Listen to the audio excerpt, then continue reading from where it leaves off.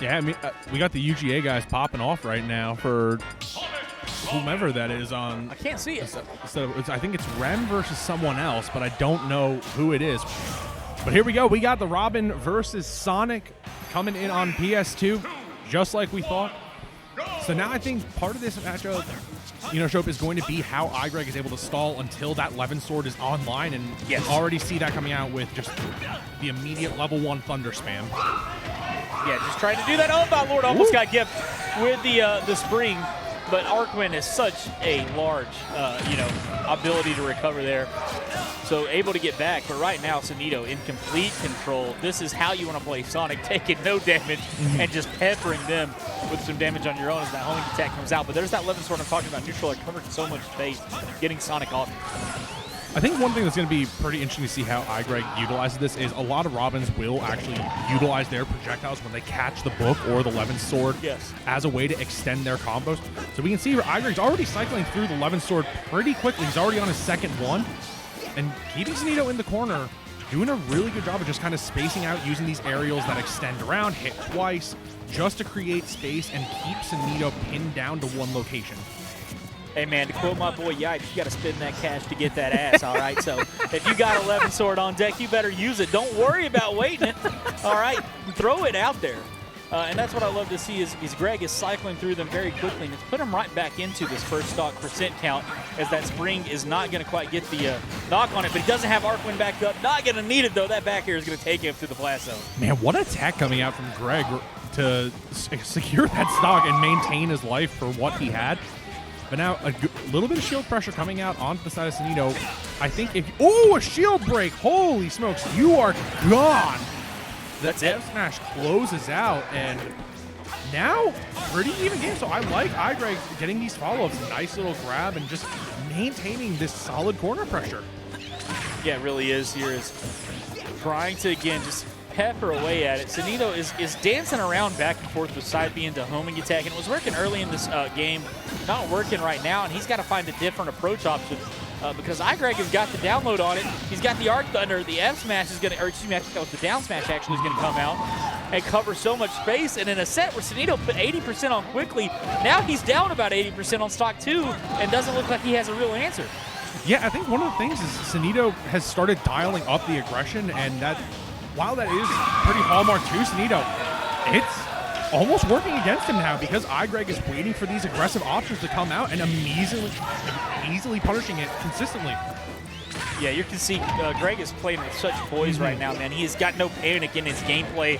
And you can see a little bit of pressure on Sonido. Things aren't coming the way that he expects them to. And he's kind of trying to just force that square peg into that round hole and see if it'll get there. And Greg is saying, no, sir. You're not going to be able to get that in on me. Man, look, I love seeing that arc fire trap the ledge. I'm a Belmont player at heart, man, but he's doing such a good job of getting Sonido to jump off the ledge and consistently punishing that option. The stage control on the side of iGreg has been very, very, very good so far. I think the only way that we can see a minor improvement in his game plan is just making sure that he limits his time off stage like this, because once Sonido's in advantage, it feels like the percent just keeps racking up at a record pace. Yes, it does here. It's all that back air might secure it. Is not going to just yet. Good jump away, but Sonido's still in a precarious situation. 100% on his last stock. Good back air over the top of that Arc Thunder is going to even up things on a stock percentage. You do have Sonic. This is a character that can play from behind and rack up some percentage, but you got to be on your slippery game. You can't be over aggressive here. Yeah, the other thing is you can't be over-aggressive, but you also can't over-commit in advantage, especially against Robin when you have the Levin sword online. That is going to be the game. iGreg taking it up 1-0. I wouldn't say this is necessarily surprising at all, Joe. iGreg's an extremely talented player, but how do you see Sonido adapting here? PS2, I think it kind of played a little bit into iGreg's favor. Do you try and condense the stage, maybe elongate it, go to something like Town and City?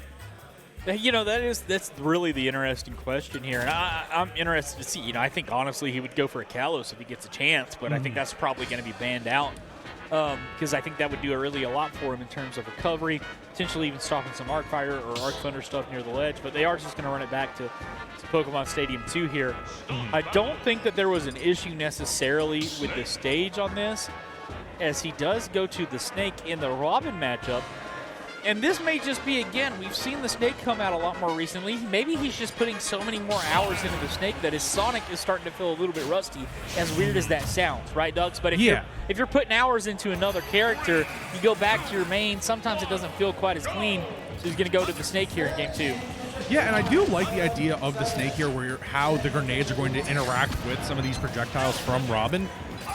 But like you said, it might just be a recency bias coming in on the side of Snake. We can already see this game plan is much more slow, much more reserved, and much more focused on intercepting iGreg's approach to him, rather than how is he going to find a way to break through the wall that iGreg has set up.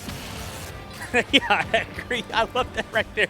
You saw Sonido ducking to get under the Arc Thunder that he thought was going to come his way, but he ends up just ducking right into its grenade that lands on his head.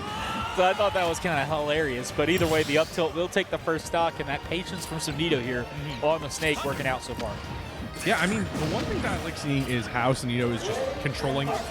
Funny enough, the same thing I praised iGreg for was his ground control. We can see that he's finally found a way to almost get around and weave around iGreg's projectiles using the grenades and these B reverses to get around the stage. Clever use of the C4, and now, oh my gosh, that is such a good coverage option from Sonido. But that 11 aerial is just so potent, even for someone as heavy as Snake. Yeah. But Sonido's working with a sizable lead right now. It is, and you know, the 11 aerial, it comes out so fast as well with the ability to hit so heavily. It's actually kind of a good panic option and disadvantage at times, where usually you don't want to be throwing out moves. Like you can see right there coming back to the stage, you go for the 11 aerial because you know it's going to beat anything out. It's got a disjoint on it, and it does really well. As Thoron doesn't really lead into anything here for iGreg as he continues to try to take this space.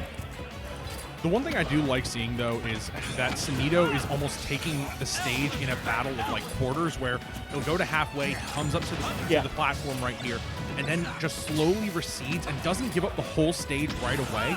It's just a battle of inches. He's trying to force iGreg into a corner and getting an emergency option from him, like we've been kind of harping on previously. But now, a little bit of a disadvantage spiral that iGreg has Sonido put in. It's all thanks to that arc fire and just getting people to jump using the Thunder.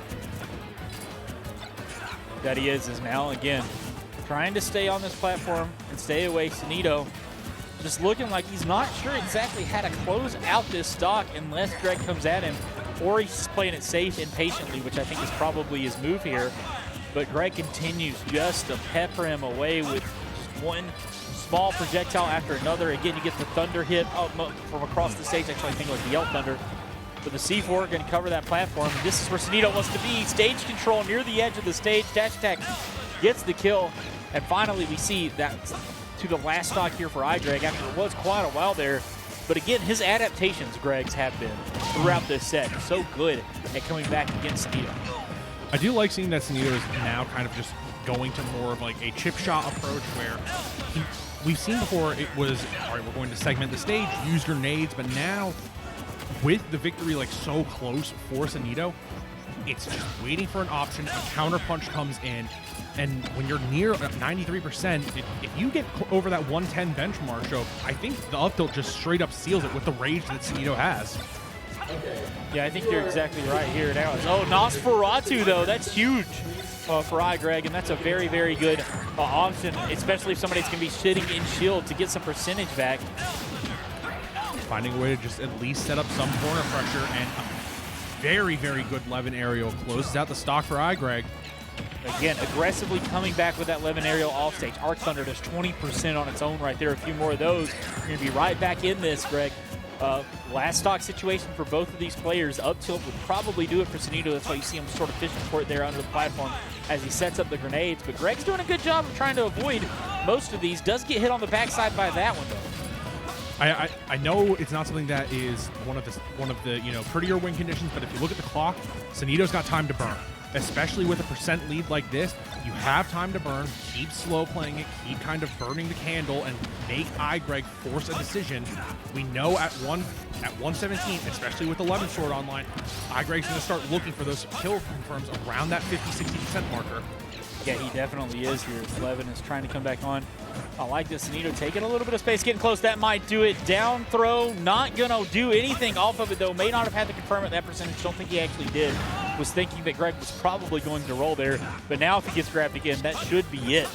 Yeah, this is where it starts to become true. And the down tilt, not enough just yet. This is where the true kill confirm start coming out. 180, iGreg doing a great job staying alive. Has to find a way back to the stage, and then Nikita seals it. A really good comeback on the side of Sonido. I like how he was able to turn around, make this tournament almost a little more condensed. Well, this set, not this tournament, excuse me. This set more condensed and slow play out against iGreg. It's a much different tempo than what we see with his Sonic. Yeah, I agree with that.